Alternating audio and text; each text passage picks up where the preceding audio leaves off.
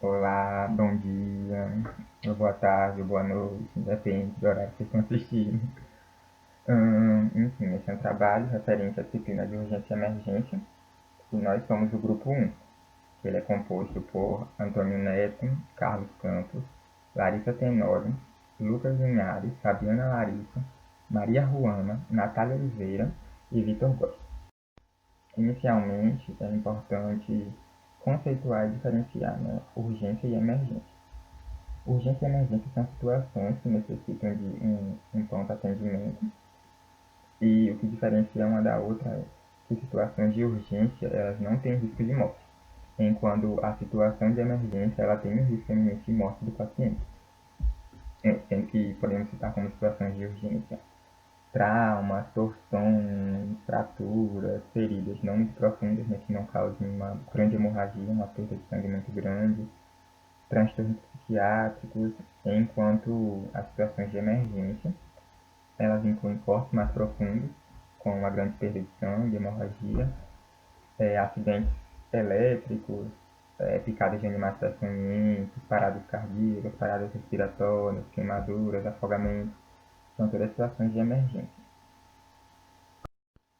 Aqui nós temos uma tabela que eu achei bem interessante, falar no site da Unimed de Fortaleza, deixei a referência embaixo, que ela diferencia, basicamente, situações de emergência e de urgência. O que é uma situação de emergência? É tudo aquilo que implica em um risco imediato à vida do paciente e ela precisa de uma solução imediata. Então, situações de urgência, elas não apresentam esse risco de vida, porém devem ser resolvidas a curto prazo. Logo, elas precisam de um atendimento a curto prazo. Por quê? Porque apesar das situações de urgência elas não terem esse risco iminente de morte, se não forem tratadas logo, são situações que podem acabar se complicando. E essas complicações podem causar a morte ou sequelas no paciente.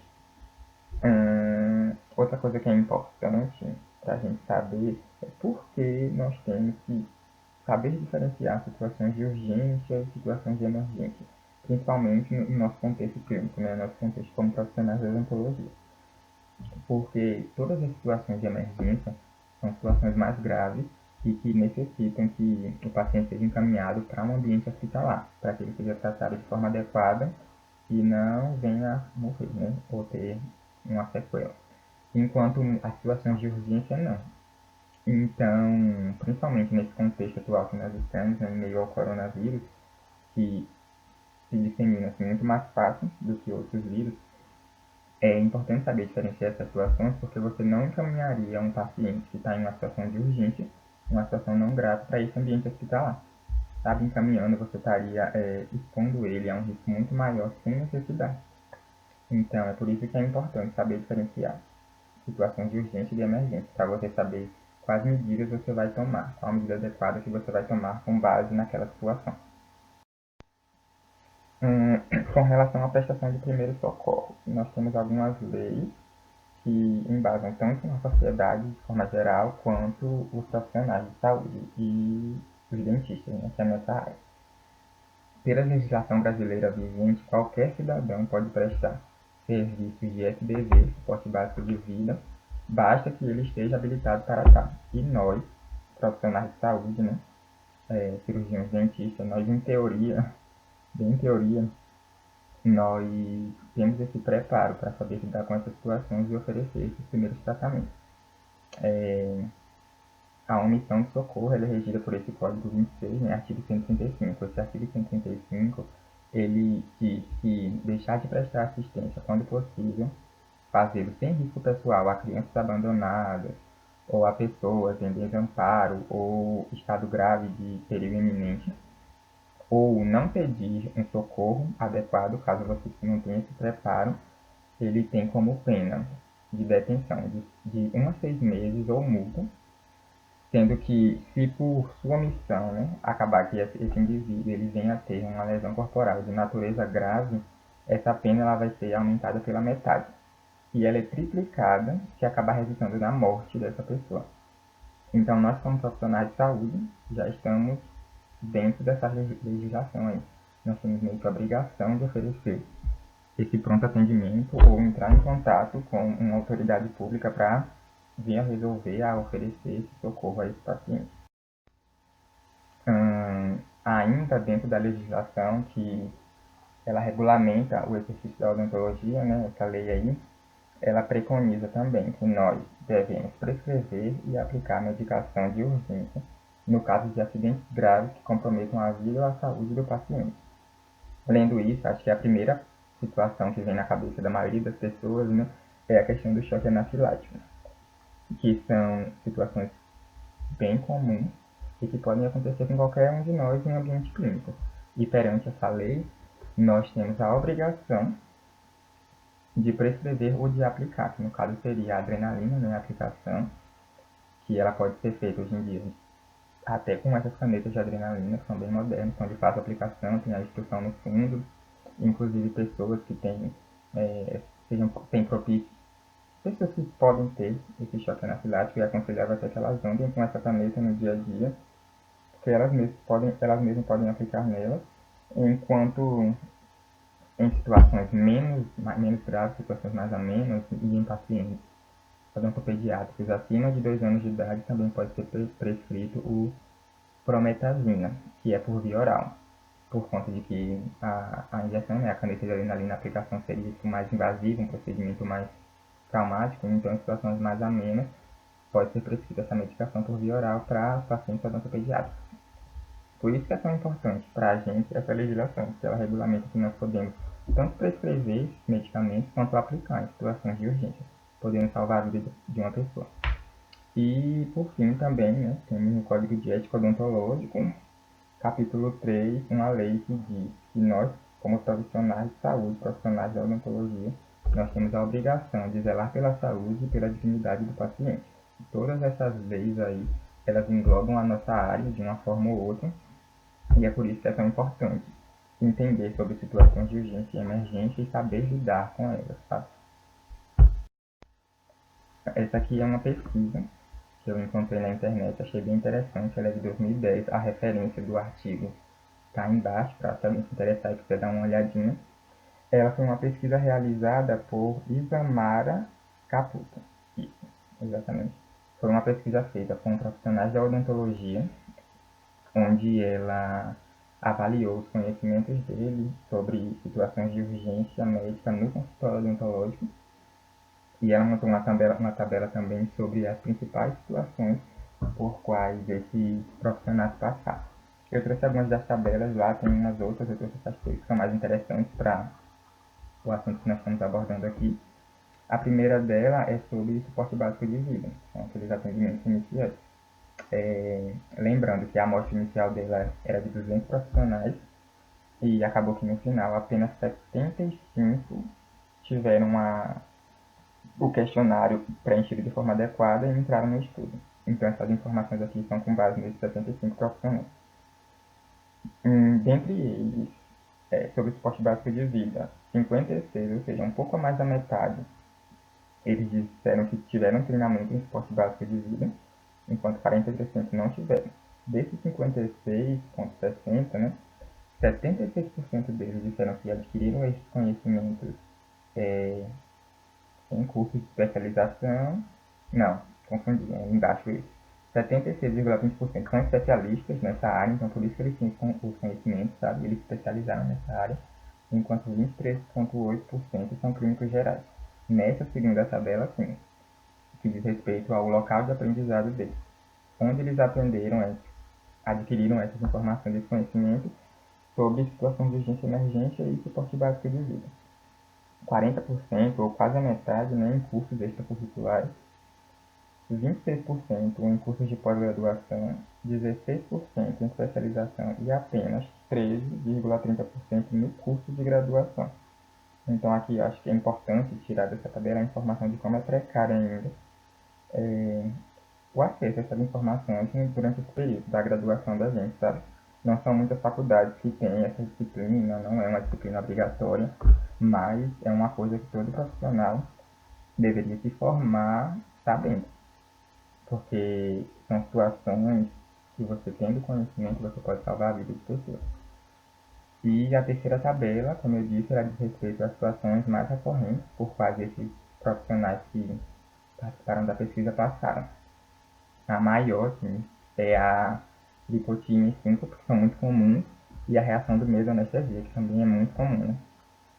Depois nós temos hipostensão postural ortostática, hipoglicemia, convulsão, reação alérgica à anestesia, overdose de anestésico, que aí já é bem menos comum e aí vai ficando menos comum ainda. São situações mais difíceis de acontecer, que é hipertensão, parada cardiorrespiratória, choque anafilático, hemorragia em pacientes coagulopatas e crise aguda de asma. Lembrando, acho que é importante enfatizar com relação a essa terceira tabela, que assim, por mais que essas últimas aqui elas tenham uma frequência bem menor do que as primeiras, se elas estão aqui na tabela é porque aconteceu com alguém.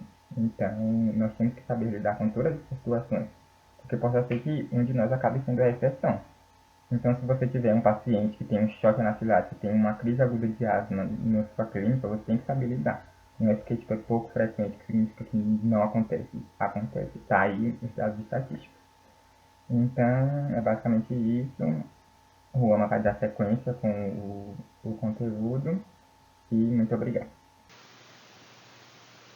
Como o Vitor falou, no trabalho que ele falou, os cirurgiões dentistas que participaram disseram que a maioria, né, disse ter presenciado uma situação de lipotímia, ou seja, ela é a situação mais comum de acontecer num consultório odontológico, né, a urgência mais comum. Então, é bom a gente se atentar a ela, porque pode, inclusive, a gente, né, presenciar um caso. E ela se trata de um mal-estar passageiro, uma sensação angustiante e eminente de desfalecimento, ou seja, a pessoa ela sente que vai desmaiar, começa a ficar pálida, a suar, a ouvir um zumbido, a visão começa a ficar turva, escurecer, o pulso fraco e ocorre a queda da pressão arterial. E isso acontece porque quando a gente sente medo, o nosso coração ele bombeia sangue para as nossas pernas e para os nossos braços, como um instinto de luta, como se fosse lutar para sobreviver. E com isso, o cérebro ele fica sem a irrigação adequada. E a gente tem essa sensação de que vai desmaiar. Malamed ele falou que 75% dos casos de urgências e emergências que ocorrem no consultório odontológico, elas ocorrem por conta do estresse e do medo. E são mais comuns de ocorrer quando o paciente ele vai passar por um procedimento cirúrgico ou endodôntico. Que nesses procedimentos, né, o paciente ele vai ter que ser medicado, no caso anestesia, e é um procedimento que o paciente ele tem que saber lidar com a dor. Porque a gente dando a anestesia corretamente, não é que o paciente sente dor, mas o paciente ele já vai para o consultório com essa ideia na cabeça de que vai sentir dor. Então ele já vai ansioso, já vai nervoso, já vai com medo, e isso já predispõe, né, para que ocorra uma situação de urgência ou emergência. Aqui estão algumas precauções para a gente evitar que ocorra uma situação dessa, ou caso ocorra, a gente tenha como lidar com ela, né? Então, no caso, para prevenir que ela ocorra, né, a gente faz uma anamnese detalhada, observa toda a saúde geral do paciente, se ele apresentar alguma doença sistêmica que possa interferir no procedimento, vai observar o estado geral do paciente, como é que ele chegou ao consultório, a forma que ele está andando, a forma que ele está falando, se ele está respirando ofegante. A gente já pode notar se o paciente está nervoso. A gente vai aferir a pressão do paciente. E assim a gente vai ver se ele está em condições de passar por aquele procedimento ou se é melhor a gente adiar para outro dia, passar alguma medicação calmante para o paciente, conversar com ele, para evitar, né, uma situação que pode ser danosa ao paciente, né, que é uma urgência ou uma emergência. E é importante, no caso, né, de passar por uma urgência ou por uma emergência, a gente ter o treinamento adequado e os equipamentos para que a gente possa fazer o possível para evitar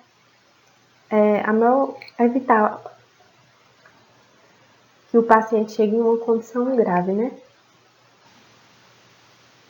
Frente a uma situação de urgência e emergência, a gente vai seguir esse procedimento, né? Fazer a avaliação, que no caso a gente vai observar a responsividade. A gente vai tocar no paciente, chamar por ele, para ver se ele está consciente. A gente vendo que o paciente ele não está consciente, a gente vai avaliar rapidamente a etiologia da alteração da consciência, né? Para a gente fazer o diagnóstico correto e o tratamento adequado. Vai ver se tem alguma coisa obstruindo as vias aéreas, vai observar os sinais vitais. E isso a gente tem que fazer rapidamente. Porque a partir do momento que a gente viu que os sinais vitais do paciente eles estão alterados, o paciente está inconsciente, a gente tem que imediatamente fazer a ativação do suporte médico de emergência e começar a realizar o ABC da reanimação cardiopulmonar. No caso, se a gente estiver sozinho, antes de começar a reanimação, nós mesmos ligamos para o suporte médico. A gente vai explicar o que está acontecendo detalhadamente e desligar somente quando a telefonista autorizar. Se tiver alguém próximo, essa pessoa é quem vai fazer a ligação, enquanto a gente já vai realizar esse ABC da reanimação. Que no caso, o ar, né, as vias aéreas, que a gente vai observar, né, determinar se o paciente ele respira bem, se as vias aéreas estão obstruídas. Caso esteja, a gente vai remover a obstrução, se existir, né, e deixar o paciente em decúbito dorsal com as vias aéreas abertas. Para deixá-las abertas, a gente vai realizar a inclinação da cabeça e elevar o mento. No caso do paciente ter alguma lesão cervical, a gente, em vez da elevação do mento, vai realizar a tração da mandíbula, para não lesionar ainda mais, né, a cervical desse paciente. Vai remover todos os objetos da cavidade bucal do paciente, né, incluindo próteses e aparelhos removíveis. E se houver alguma secreção, né, também vai remover essa secreção com auxílio do sugador. Depois vem o B, né, que é a respiração. Para a respiração, a gente vai ver, ouvir e sentir. A gente vai primeiro observar a expansão do tórax do paciente. Ouvir, né, colocar o nosso ouvido perto do nariz do paciente para ver se está tendo, para ouvir se está tendo uma saída de ar, né, na expiração. E sentir o fluxo de ar, como a gente também vê aqui na imagem, a moça ela coloca o rosto perto do nariz do paciente para sentir se está tendo esse fluxo de ar. A gente observando que o paciente ele não está respirando, ou que ele está com uma respiração agônica, que exige muito esforço dele para respirar, a gente começa a fazer a ventilação. E depois a gente vai observar a circulação. A gente vai verificar o pulso carotídeo, que é o indicado porque é o último que desaparece na parada cardiorrespiratória. E a gente vai observar esse pulso. Se a gente não tiver certeza da presença dele, já começa imediatamente as compressões torácicas.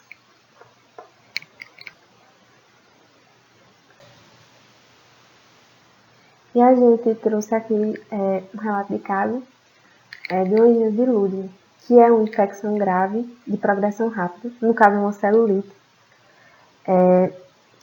que se apresenta como um aumento de volume firme, consistente e não flutuante. E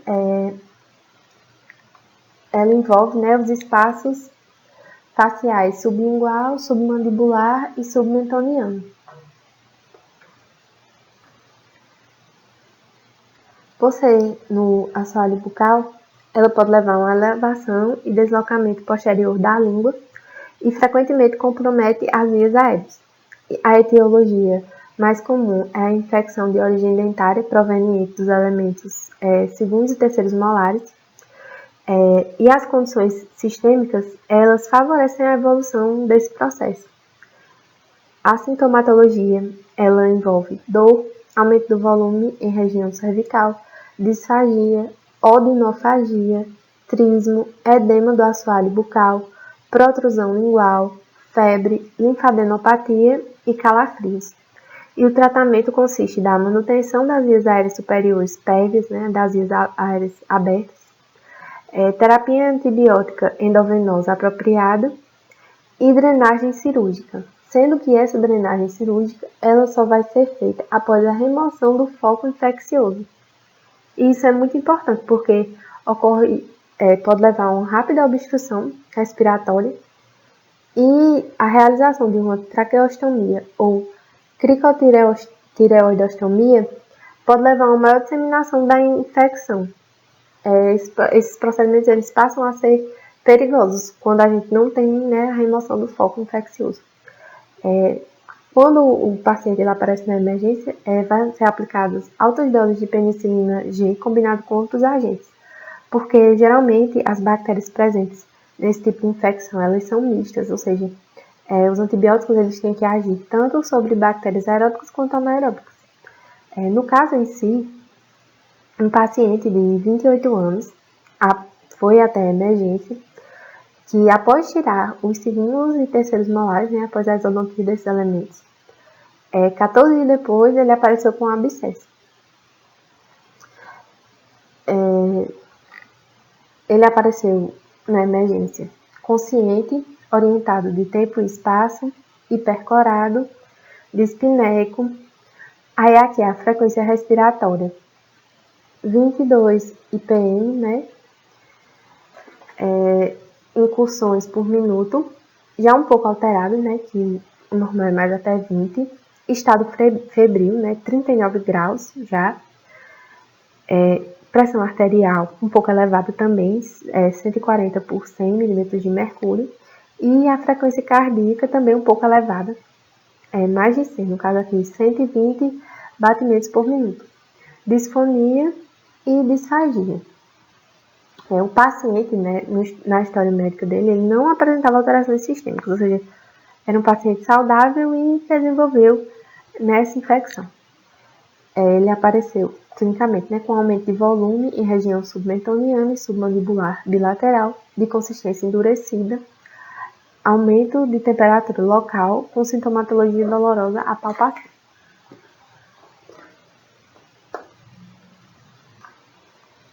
Intrabucal, ele apareceu com limitação na abertura bucal e uma presença de secreção purulenta de odor fétido.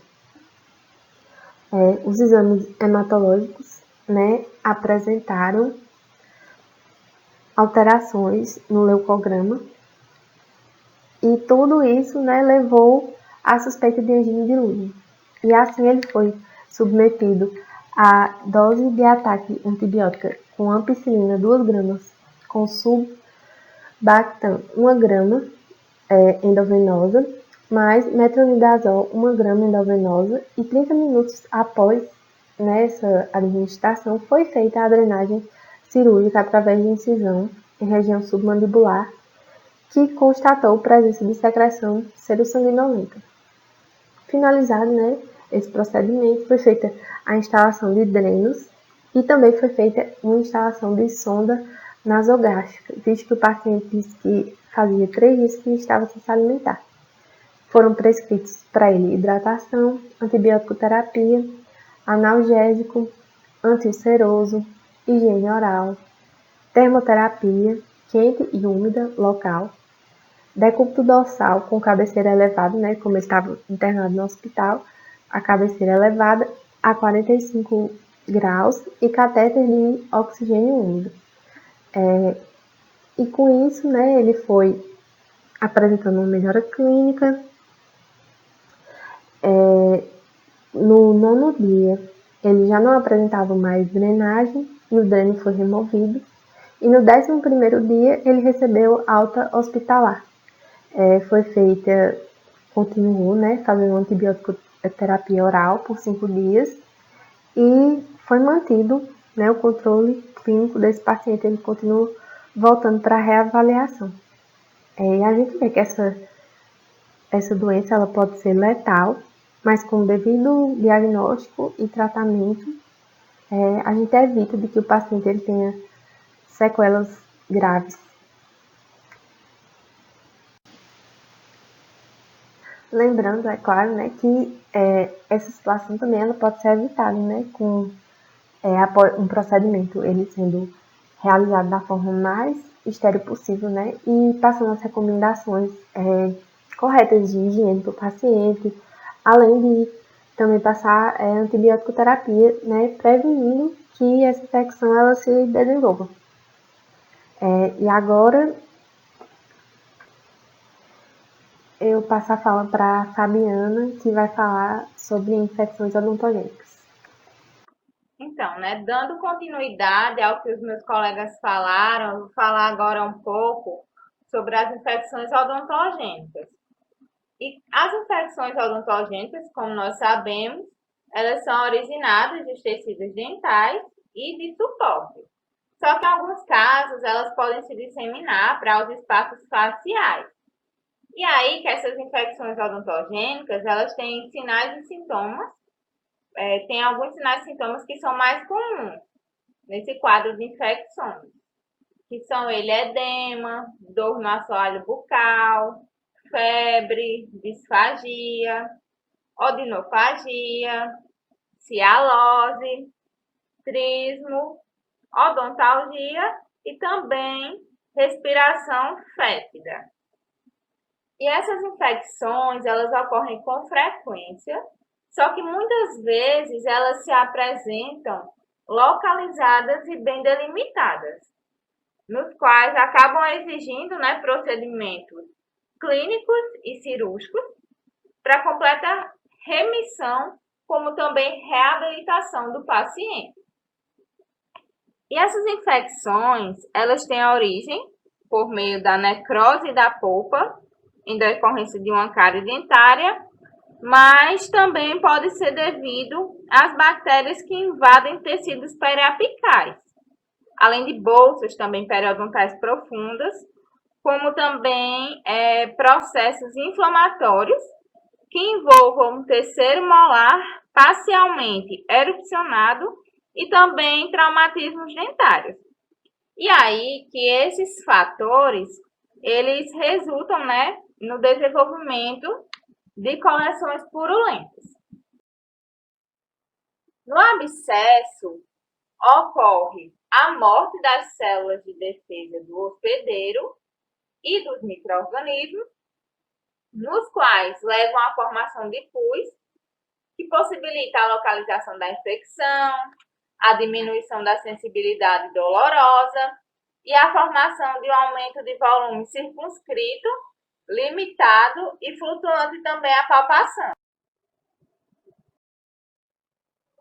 E os abscessos, eles têm alguns tipos, como o periapical, o periodontal e o pericoronário também. No abscesso periapical, a lesão de cárie, ela vai se propagar pelas camadas do dente, né? Pelo esmalte, pela dentina, pelo cemento e também pela polpa. E aí que nesses locais, esses micro-organismos, eles vão aumentar o seu potencial de gerar infecção, chegando até a região periapical. E aí que na região periapical vai ser onde essas infecções elas vão se disseminar. Já o periodontal, as bactérias da placa subgengival, elas levam à periodontite e à formação de bolsas, chegando no osso alveolar com suas exotoxinas.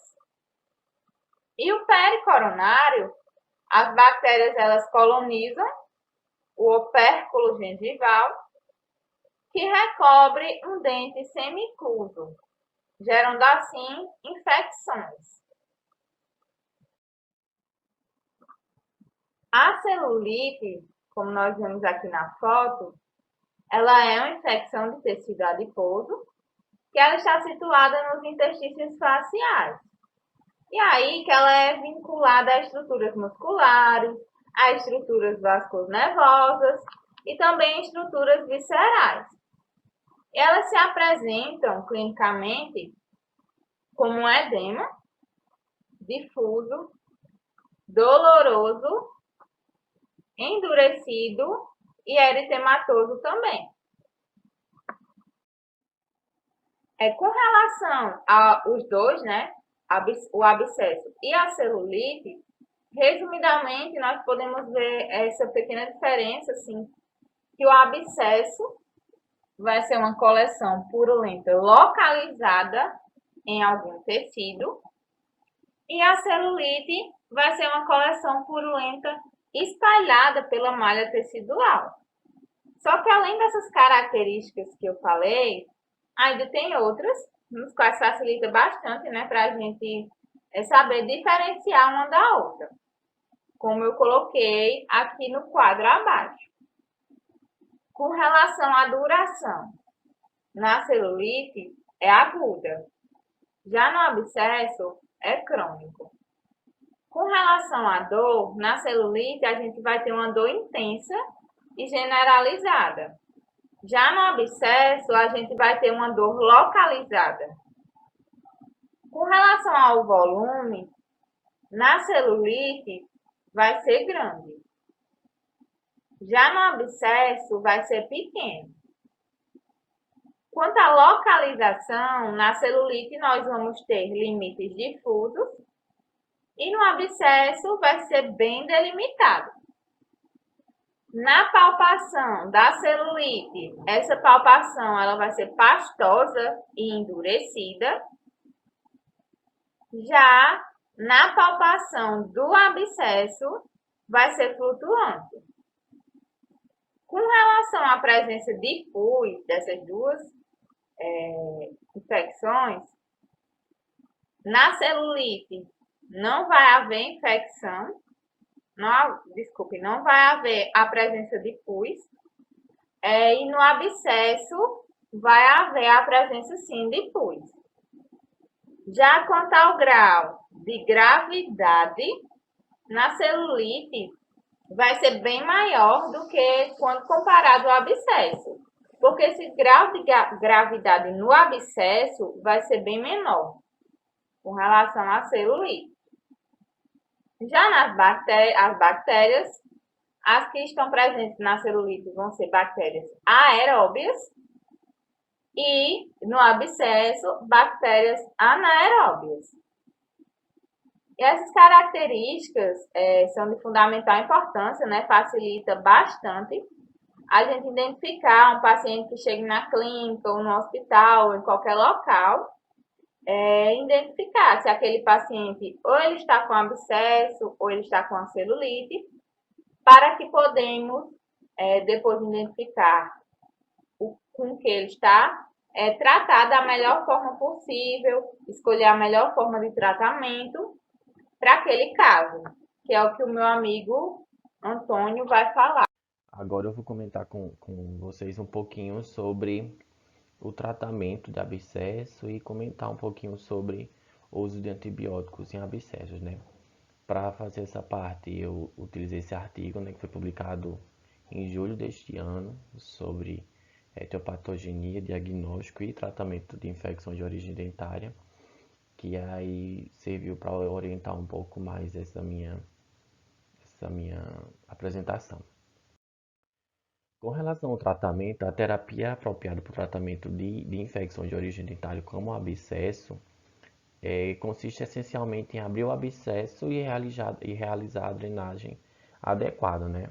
Além da gente remover a causa deste abscesso, essa drenagem ela pode ocorrer de várias formas, que vocês vão ver, várias formas assim, algumas formas, que vocês vou mostrar um pouquinho mais à frente, né? A drenagem ela pode ocorrer tanto através da fistulação, da seleção purulenta, né? Onde esse pus vai encontrar um caminho pelo trabeculado ósseo e por si só vai drenar via intra ou extraoral. Depende muito do caminho fistuloso desse abscesso. Ou pode haver uma drenagem através do canal radicular e também uma drenagem, ou também pode ser necessária uma drenagem cirúrgica, que aí pode ser também intra ou extraoral.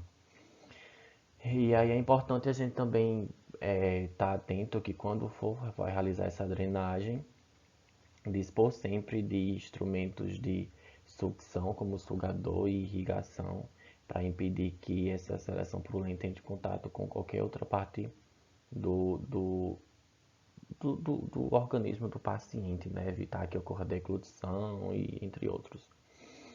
E aí, este ano ainda, Bottiger et al., ele comenta que a incisão cirúrgica e a drenagem são padrão ouro para o tratamento de um abscesso dentário avançado. Mas ele também comenta que neste mesmo tratamento, a terapia ela também é frequentemente acompanhada por antibióticos, que são administrados de maneira geral, a fim de atingir um patógeno específico. E ele também comenta sobre o uso da profilaxia antibiótica pré-operatória, 120 minutos antes da cirurgia de drenagem deste abscesso. Então aí a gente elucida mais um pouquinho com esses quadros de que o tratamento de abscesso ele é firmado em 2 pilares, né? Na drenagem do abscesso e antibiótico terapia, se for necessário. Aqui a gente vê um exemplo, uma exemplificação de drenagem via canal radicular, o elemento 22, né? Aí na face palatina a abertura coronária, como se fosse para realizar uma endodontia convencional. E a gente percebe que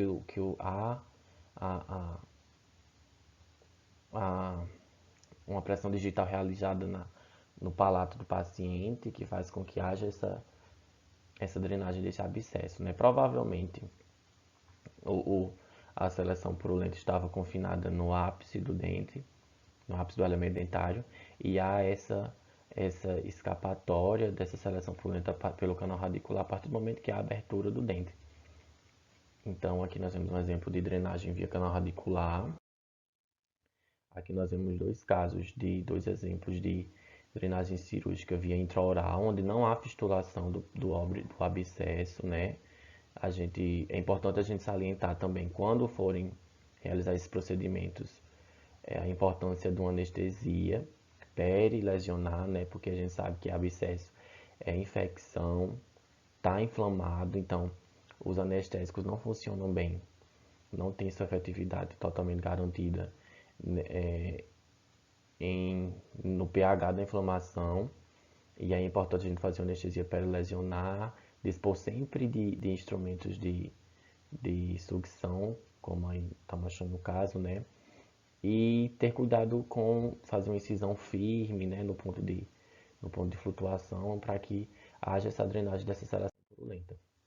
E aqui é um caso de drenagem extraoral, a anestesia, seguido da incisão, certo? E existem casos em que é necessário haver uma colocação de um dispositivo de um dreno, né, para que continue acontecendo a drenagem mesmo após o procedimento, né, durante algum período de tempo, para que continue acontecendo a diminuição da pressão interna deste abscesso e a drenagem ainda continue fluindo. E mais comumente isso acontece mais em abscessos de grandes proporções, grandes tumefações, onde há alteração da simetria facial e outros casos. Por isso que eu não trouxe, mas é importante a gente saber que existem casos onde é necessário haver a colocação do. Com relação à antibiótico terapia, eu utilizei esse artigo que eu achei muito interessante, bem sucinto, explica muita coisa assim, muita coisa importante, né? Antibióticos no tratamento de abscessos periradiculares agudos, foi publicado em 2014 e eu utilizei isso para fazer essa parte da minha apresentação. Então, é importante a gente saber que os antibióticos eles jamais vão funcionar como a única manobra terapêutica no tratamento de abscesso. Ele funciona da maneira coadjuvante ao tratamento dessas infecções, aliado à drenagem, né, como eu já comentei antes. E aí é importante levantar uma questão que o antibiótico ele nem sempre é clinicamente indicado, mas quando ele é indicado, ele funciona como uma importante opção na tomada de decisão terapêutica. E aí existem alguns estudos que comentam sobre a possibilidade do antibiótico sistêmico conseguir chegar à fonte de infecção do abscesso. Porque vamos imaginar comigo. Quando a gente administra um antibiótico sistêmico, ele, enfim, vai passar pelos processos de absorção e vai chegar à corrente sanguínea para poder chegar ao foco de infecção. Quando a gente está falando de abscesso de origem odontológica, não existe mais microcirculação na polpa dentária, porque a polpa já passou por um processo pelo processo inflamatório, pelo processo de hipóxia, pelo processo de necrose. Então, a microcirculação que existia no interior dos canais radiculares quando a polpa estava viva era o que garantia que os antibióticos chegassem ao foco da infecção. Quando já tem um abscesso, não existe mais polpa viva. Não existe, existem só assim os restos liquefeitos, os restos celulares liquefeitos do processo de necrose. Então, existem evidências de que esse antibiótico sistêmico ele não vai conseguir chegar no foco da infecção e eliminar os micro-organismos justamente por conta da ausência dessa microcirculação sanguínea das polpas que foram necrosadas. Mas os antibióticos eles funcionam como uma grande ajuda no momento de impedir a propagação desta infecção e impedir o desenvolvimento de infecções secundárias em pacientes já comprometidos. E aí levanta-se a questão de que pacientes que têm comprometimento dos mecanismos de defesa imunológico, como pacientes diabéticos descompensados, pacientes com leucemia, pacientes com síndrome da imunodeficiência adquirida, leucopenia, a granulocitose, esses pacientes que têm o sistema imune comprometido, são situações em que o uso de antibiótico ele é indicado para o tratamento de abscesso.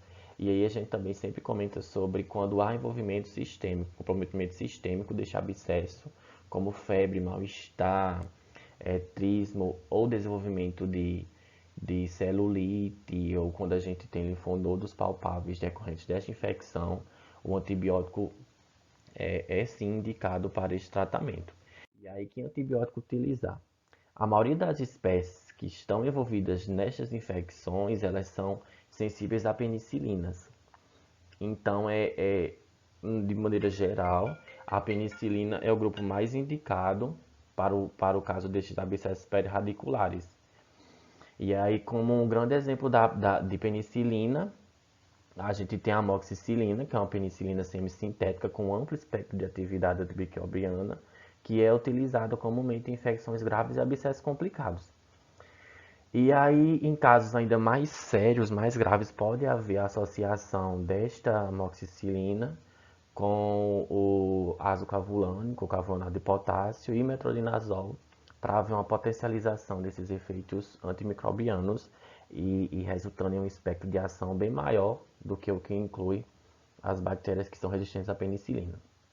E pacientes que são alérgicos à penicilina, à amoxicilina, podem utilizar a clindamicina também como um grande antibiótico contra essas bactérias anaeróbias estritas e facultativas, inclusive aquelas que são produtoras de beta-lactamases, que a gente sabe que bactérias produtoras de beta-lactamases são bactérias que já desenvolveram um mecanismo de resistência antibiótica, e a clindamicina ela apresenta-se como desempenhando um grande papel nesta resistência antimicrobiana. E, inclusive, estudos confirmam que a clindamicina é um agente antimicrobiano eficaz contra bactérias presentes em abscessos periradiculares agudos, e é recomendado o uso da clindamicina no tratamento de infecções odontogênicas graves quando há um insucesso no tratamento da penicilina. Então, é muito importante a clindamicina como substituto, assim, entre aspas, da amoxicilina associada ao clavulanato de potássio ou metronidazol. E aí o mais comumente utilizado, não é o único utilizado, como eu já comentei antes, é a amoxicilina, né, a penicilina semissintética, 875 mg associada ao clavulanato de potássio, de 125 mg, um comprimido a cada 8 horas. Aí com relação ao protocolo de administração, depende muito de que linha o cirurgião dentista ele segue, né? Porque assim, existem evidências, existem estudos que tratam sobre isso, mas cada cirurgião dentista toma a sua decisão que mais convém para você e, óbvio, o que é mais comprovado cientificamente. Então, a grande maioria das vezes é esse comprimido administrado durante 7 dias ou talvez mais. Essa tomada de decisão ela vai depender de estágio de inflamação, de situação clínica do paciente, e como eu falei antes, né, se o paciente é susceptível a infecções secundárias, se há comprometimento sistêmico e entre outros, certo? Então, minha parte é isso. Vocês seguem aí com os meninos. Então, a alveolite é um processo também conhecido como osteite alveolar, ou como alvéolo seco, ou síndrome do alvéolo seco, como é retratado em alguns livros. É uma das complicações pós-operatórias mais frequentes na área da cirurgia oral, está relacionada às exodontias. Então, após uma extração dentária, um processo comum de cicatrização se inicia com a formação de um coágulo. Então, esse coágulo vai eventualmente ser estruturado por um tecido de granulação. Esse tecido de granulação vai ser gradualmente substituído por um osso fibrilar, que é um osso mais grosseiro, e finalmente esse osso fibrilar vai ser substituído por um osso maduro. Então esse é o processo final de cicatrização, quando o coágulo se inicia com o coágulo e finaliza com a formação de osso maduro. O que ocorre na alveolite é uma destruição desse coágulo inicial. Então esses passos seguintes da cicatrização, que é com a formação de granulação, do osso fibrilar e posteriormente do osso maduro, não pode ocorrer. Então aqui nós temos uma imagem que demonstra mais ou menos esse esquema, com o deslocamento do coágulo, ou destruição do coágulo, ocorre a exposição das paredes do alvéolo e dos nervos. Então o paciente relata uma intensa dor, como eu vou falar um pouco mais na frente sobre as características, e essa imagem do lado mostra o processo de alveolite com uma exposição do alvéolo, paciente sentindo dor e tudo mais.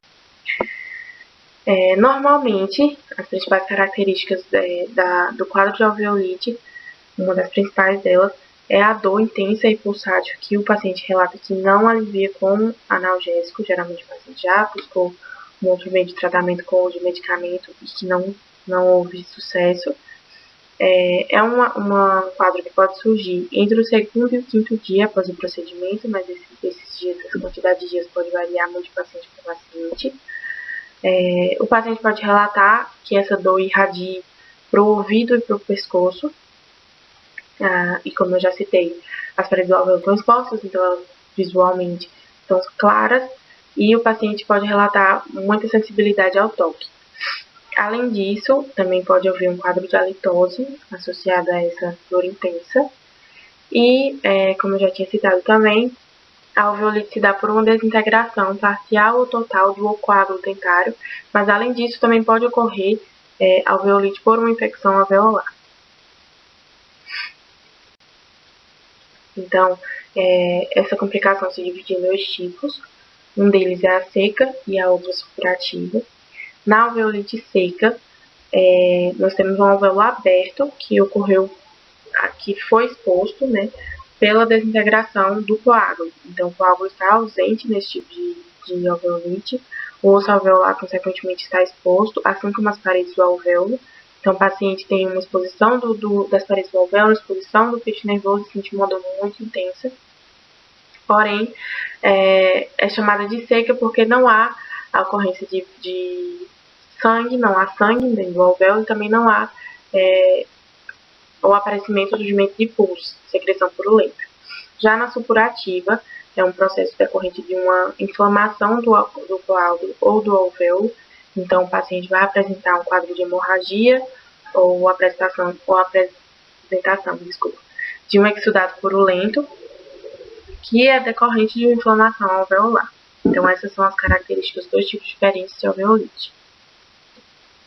Bom, como a Natália falou, existem dois tipos de alveolite, a alveolite seca e a supurativa. Clinicamente, observamos as diferenças entre elas. A alveolite seca, observamos o osso exposto, o osso da parede do alvéolo exposto, e na alveolite supurativa, ou alveolite úmida, observamos a presença de coleção purulenta dentro do alvéolo. Às vezes também observamos restos alimentares que ficam no alvéolo, sendo este também um dos motivos que pode ter levado à alveolite. Então, como vamos tratar a alveolite? A alveolite é passível de tratamento. Embora sua regressão seja algo difícil e demorado, devemos obedecer a um plano de tratamento criterioso e rigoroso para que haja o sucesso. Então, como vamos tratar? Vamos fazer a curetagem para a remoção dos restos necróticos e infeccionados do alvéolo, remover qualquer sutura que esteja atrapalhando a cicatrização correta, irrigar o alvéolo com solução salina a temperatura ambiente ou com solução anestésica para alívio da dor, fazer a aspiração cuidadosa do líquido. Na alveolite seca, pode ser utilizada pastas com princípios ativos antimicrobianos e analgésicos. Como exemplo, temos o Alveolzan e o Alveolex, que são curativos alveolares.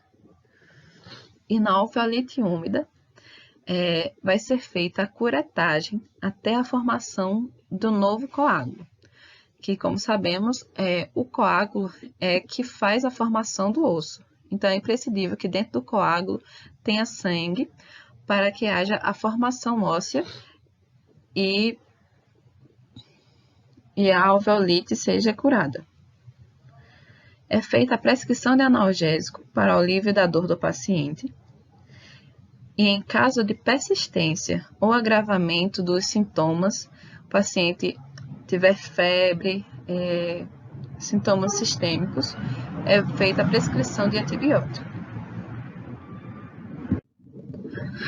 Como sabemos, diversos motivos podem levar à formação da alveolite, mas podemos prevenir que essa complicação pós-operatória ocorra por meio de fatores como fazer a irrigação com solução salina durante todo o procedimento cirúrgico, para que não haja o aquecimento ósseo e vai melhorar a cicatrização. Fazer uso de antisséptico com digluconato de clorexidina a 0,12% no pré e no pós-operatório. Fazer profilaxia antibiótica também é muito importante para evitar que a alveolite aconteça. E principalmente as orientações ao paciente, principalmente fumantes. Evitar que o paciente fume 24 horas antes do tratamento e depois do ato cirúrgico, porque os fumantes têm 40% de chance maior de ter uma alveolite. Realizar a exodontia na última semana do ciclo menstrual, no 23º ao 28º dia. As mulheres, elas têm um risco maior de ter alveolite devido ao estrogênio que atua nos fatores de fibrinólise. Então, tem estudos que apontam que para evitar isso, a cirurgia deve ser feita no 23º ao 28º dia, que é onde esses fatores não interferem. Olá, meu nome é Carlos Campos, irei dar continuidade a essa aula e nessa sequência iremos falar sobre hemorragia, que trata-se de um quadro em que ocorre um sangramento, certo? E esse sangramento ele não cessa espontaneamente, quer dizer, ele não paralisa sem que haja alguma intervenção, certo? Ele é considerado um quadro de urgência, tá? Principalmente na prática odontológica. Pode acontecer em decorrência de traumas, certo? Traumas físicos, por acidentes, traumas por algum tipo de pancada no esporte, automobilístico, motociclístico, tá? E muitas vezes o paciente ele não sabe que tem essa condição, tá? Principalmente quando é algum processo patológico, alguma discrasia sanguínea, tá? Principalmente pessoas que têm deficiência na agregação plaquetária. Na prática clínica, ela pode ocorrer em um procedimento de exodontia comum, de rotina, tá? Aqui nessa imagem, ela ilustra bem, tá? Que foi removido o terceiro molar e nessa região não há a formação de coágulo, Então, para o tratamento desse paciente, foi colocado a cera para osso, tá? E posteriormente feito a sutura. A hemorragia, ela trata-se de uma ocorrência relativamente comum na prática clínica, certo? E aí a literatura mostra uma variação que vai de 0,5 a 38% dos casos. E aí você pode pensar, mas a quantidade de casos ela é muito alta, pode acontecer comigo? Pode acontecer com qualquer pessoa. Muitos autores trazem inúmeros fatores, principalmente a experiência do cirurgião dentista, tá? Para lidar com isso diante de uma situação. Sobre as características, ela é uma perda excessiva de sangue. É quando o paciente ele começa a perder sangue descontroladamente, tá? Vamos marcar aqui, perda excessiva de sangue. Quanto à classificação, nós temos 4 classificações. São elas em relação à localização, quanto à origem, à natureza do sangramento e quanto ao momento que ela ocorre, tá? Mas iremos falar de cada uma delas agora. Quanto à localização, ela pode ser interna, quando ela ocorre dentro dos tecidos, então não há um extravasamento, ou ela pode ser externa, quando naquele momento você abriu a ferida cirúrgica e no momento de fazer a sutura, o sangramento ele não cessa, não há formação de um coágulo. Dá para reconhecer internamente através de exames, né, imaginológicos, exames de imagem, e também na região onde há um sangramento interno forma-se um edema. Já na região externa, a gente consegue perceber mais facilmente o sangramento e é até mais fácil de conter esse sangramento, tá? Fica mais simples de conter porque você está vendo de onde é que está surgindo esse sangramento. Quanto à origem, tá? Ela pode ser acidental ou traumática, certo? E também iatrogênica. Esse termo iatrogênico, ele quer nos dizer que o cirurgião dentista, ele pode causar esse sangramento excessivo. Mas como? No momento cirúrgico, ele pode romper algum vaso, seccionar alguma veia, alguma artéria e provocar esse sangramento descontrolado, tá? Quanto à natureza do sangramento, ele pode ser arterial ou venoso, tá? E aí, como é que eu consigo identificar se ele é arterial ou se ele é venoso? O sangue arterial, ele vai pulsar mais fortemente. Ele vai ser um sangue pulsátil. E ele vai ter uma coloração mais vívida, mais avermelhada, tá? Um vermelho mais bonito, mais brilhante. Quando ele é um sangramento venoso, o que é que acontece? O sangue ele não tem a mesma intensidade de força que o arterial e também a coloração dele é um pouco mais escura, um tom mais magenta. Quanto ao momento, ele pode ser transcirúrgico durante a cirurgia ou pós-cirúrgico após a cirurgia. No transcirúrgico, como eu havia falado anteriormente, algum trauma que o cirurgião dentista venha causar ou que o paciente já tenha aquele problema e ele não sabia porque não pediu exames, não consultou na anamnese, enfim. E pós-cirúrgico, tá? Que aqui eu vou grifar como sendo um dos mais importantes, porque muitas vezes o paciente ele sai e às vezes ele não tem a devida orientação ou ele não segue a devida orientação. Então aí o paciente ele sai muitas vezes da clínica e ele acha que ele já está bom e ele vai andar de moto, fazer extravagância, pegar peso, se abaixar, principalmente em cirurgias que demandam um cuidado maior. E aí, quando o paciente ele não tem esse cuidado, ele pode desenvolver um quadro de hemorragia. Os procedimentos mais comuns na prática odontológica que podem desencadear a hemorragia é a exodontia, principalmente de dentes terceiros molares, dentes impactados, dentes que têm uma relação muito íntima com o plexo de vasos, tá? As cirurgias periodontais extensas, tá? A exemplo, a gengivoplastia com osteoplastia pode acontecer aqui. Cirurgias implantares, assim como mostra aqui na imagem, que o sangramento ele não está cessando, tá? Aparentemente parece ser um sangramento arterial pela cor vívida do sangue, tá? Em cirurgias orais maiores, principalmente questão de cirurgia bucomaxilofaciais e ausência da anamnese. Como eu havia falado anteriormente, a anamnese ela é muito importante para você conhecer o seu paciente, porque paciente fumante, paciente diabético, principalmente o paciente diabético. O que é que acontece com o paciente diabético? Ele vai ter uma disfunção, tá, na agregação plaquetária, e isso vai ocasionar a hemorragia, tá?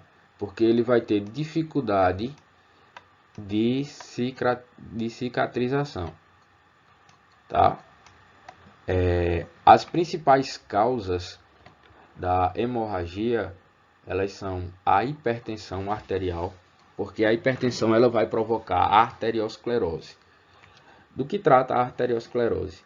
É quando as artérias, as veias, os vasos, eles têm um aumento no seu diâmetro provocado pela grande pulsão desse sangue. Quanto mais força, quanto mais velocidade, quanto mais pressão dentro dos vasos, esses vasos vão tender a relaxar para que esse sangue ele corra com mais facilidade, tá? E diante de uma situação clínica, essa questão da pressão arterial, se ela estiver muito alta, vai prejudicar na coagulação, tá? Neoplasias, tanto é que em casos de neoplasias não se indica fazer cirurgias próximos a essa região, até porque pode ocorrer metástase, tá? Então, em casos de neoplasia, devemos consultar o médico do paciente. Em diateses sanguíneas, isso nada mais é quando o paciente ele tem predisposição ou quando ele já tem a doença sanguínea, tá? Principalmente problemas na agregação plaquetária. E também a ruptura de vasos, como eu havia falado anteriormente. Sobre os meios de prevenção para a hemorragia, tá? Temos como o principal a anamnese, certo?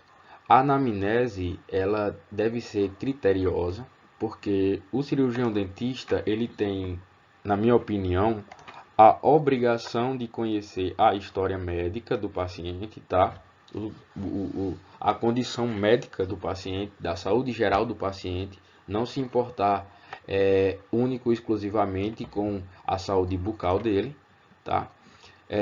Os episódios anteriores de hemorragia, se houve algum, tá? Muitas vezes você deve perguntar ao paciente, principalmente aquele paciente que você vai fazer uma exodontia, que você vai fazer uma cirurgia periodontal, uma cirurgia periimplantar, enfim.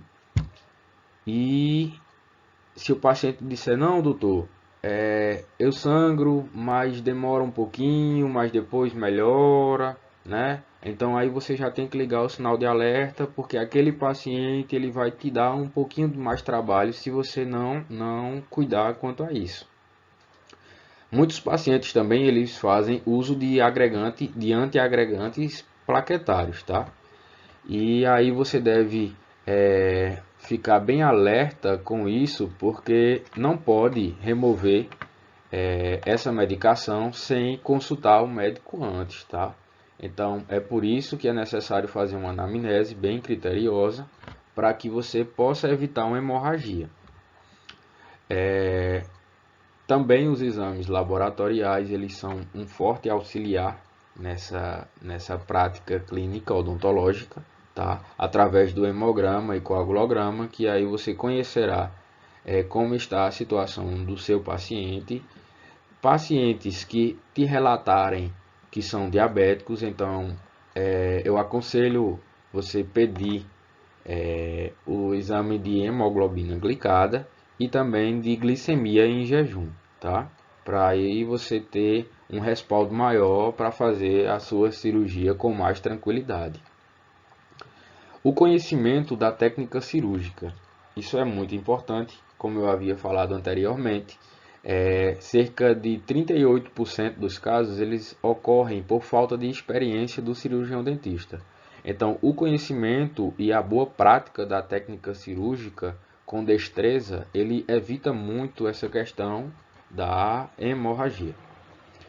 Sem esquecer de usar materiais e instrumentais adequados. Isso é muito importante, principalmente em alguns casos, alguns ambientes que você vai trabalhar, algumas clínicas, algumas UBSs em que não tem aquele material, aquele instrumental adequado e você acaba lesionando o paciente, tá? E provocando uma hemorragia, às vezes por uma ruptura de vasos, tá?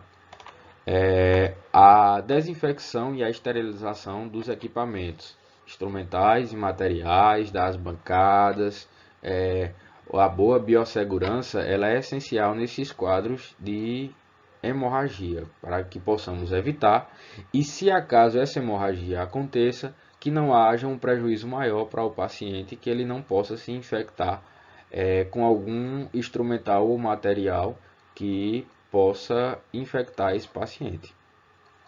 Exames de imagem, como eu falei anteriormente, porque em alguns casos a hemorragia ela ocorre internamente, tá? Formando edemas, e aí a gente pode lançar mão da tomografia, da ressonância para ver essa questão dessa lesão, e também em alguns casos da radiografia. Alguns medicamentos eles podem ser usados de forma profilática, tá? A partir do momento em que o médico, que você vê que o paciente, ele tem uma história médica um pouco confusa, tá? E aí você pede para que ele volte ao médico, tá? E o médico passa para ele um hemograma, um coagulograma, pede também outros exames que são necessários e verifica que há alguma deficiência vitamínica. Então podemos lançar mão da vitamina K, tá? E do ácido epsilon-aminocapróico, tá? Esse nome é bem difícil de pronunciar. Ácido epsilon-aminocapróico, tá? Como forma profilática diante dessas situações. Então, continuando o que Carlos vem falando sobre hemorragia, ele já falou o que é hemorragia, classificação, algumas formas de prevenção, as causas mais comuns, né? Eu vou continuar falando, tentando ser um pouco mais prático, né? O que pode vir a aparecer na nossa prática clínica, o que é mais comum, o que a literatura fala, né? Tudo aqui é baseado em um artigo de 2020, eu vou disponibilizar esse artigo lá no grupo ou no Moodle. E também é baseado no que a gente vê em cirurgia, desde o P5, com o Julierme, Eduardo, enfim. Então, para começar, né, queria destacar esse alerta para essas estruturas aqui, que é veia e artéria alveolar inferior, que acompanha o NAI, né, no canal mandibular, a artéria lingual, que acompanha o nervo lingual aqui, e a artéria palatina maior, que é aqui no palato, saindo do forame palatino maior. Quando a gente for fazer terceiro molar, geralmente na UFCG pelo menos, a Julierme pede panorâmica para a gente avaliar essa proximidade, né, do terceiro molar com o NAI. E quando há uma proximidade pela panorâmica, a gente pede uma tomografia. Então, aqui é um corte de uma tomografia que avalia e percebe-se, né, essa proximidade do canal mandibular aqui, que está em amarelo, com as raízes do terceiro molar. Então, quando há essa relação, deve ser discutida a extração e deve ser feito por um profissional experiente, né? Normalmente o Guilherme faz lá, e há esse risco de hemorragia, porque não tem só o nervo mandibular aqui, não tem só o NAI no canal mandibular, tem o feixe vasculonervoso. Então, há esse risco de hemorragia transoperatória em dentes assim, né? Então, ter bastante cuidado. Nessa segunda foto, tem esse risco da incisão aqui, e a gente deve ter cuidado para fazer essa incisão distal, para não fazer para esse outro lado aqui e lesar, né, o nervo lingual principalmente, lógico, ter esse cuidado para não ter parestesia, mas também lembrar que normalmente o que acompanha o nervo são vasos, então a gente tem um risco também de a gente lesar algum vaso aqui nessa região. Então, ter bastante cuidado. Nessa artéria palatina maior, aqui, normalmente são periodontistas que fazem, né, o uso que exploram bastante essa área para tirar tecido conjuntivo e usar para enxertos, enfim. Então, sempre há um planejamento muito grande dos periodontistas aqui, eles fazem essa identificação da onde está vindo a artéria, enfim, mas é um risco que a gente deve evitar, né? Que a gente deve ter cuidado. Aqui algumas fraturas que podem ocorrer durante a exodontia, né? E que, inclusive, já aconteceu lá na UFCG, algumas delas, pelo menos com a minha presença durante a nossa graduação aqui. E uma bastante comum é a fratura do osso alveolar. Então, quando a gente for fazer os movimentos com fórceps e as alavancas, a gente precisa ter esse cuidado para não romper a crista, né? Não ter essa fratura. A fratura mandibular normalmente acompanha a linha do terceiro molar. Isso ocorre, tem lá no RUP, por causa que a mandíbula, quando há essa presença, ela é fragilizada quando comparada com uma mandíbula que não há. Por quê? Porque aqui onde tem esse terceiro molar, deveria ser osso. Né? Deveria não. Seria osso caso ele não existisse. Então, uma mandíbula com mais osso aqui, ela é mais forte, né? Ela é menos frágil do que uma que tem o terceiro molar. Então, quando há essa fratura na mandíbula acompanhando a linha do terceiro molar, o RUP fala que é justamente por isso. Então, é uma das indicações e um dos cuidados que a gente deve ter. Fratura de maxila, é comum que tenhamos a fratura mesmo que pequena, durante a extração do terceiro molar. Já aconteceu comigo, vi um pedacinho do tuber quando a gente remove o terceiro molar superior. Mas, lembrar que daqui emerge a artéria palatina, né, aquela que eu falei no outro slide. Então, aqui pode ocorrer sim essa hemorragia. A gente deve ter bastante cuidado. Então, o que fazer, né, quando a gente se deparar com uma hemorragia? A gente deve buscar a hemostasia. Segundo Marzola, a hemostasia é a manobra cirúrgica que tem por finalidade de evitar a perda excessiva de sangue de uma ferida cirúrgica ou acidental. É um complemento de uma técnica cirúrgica, de toda técnica cirúrgica. Pois em incisões há sempre uma secção de vasos de maiores e menores calibres. Então, para Marzola, uma hemorragia é quase que comum, né?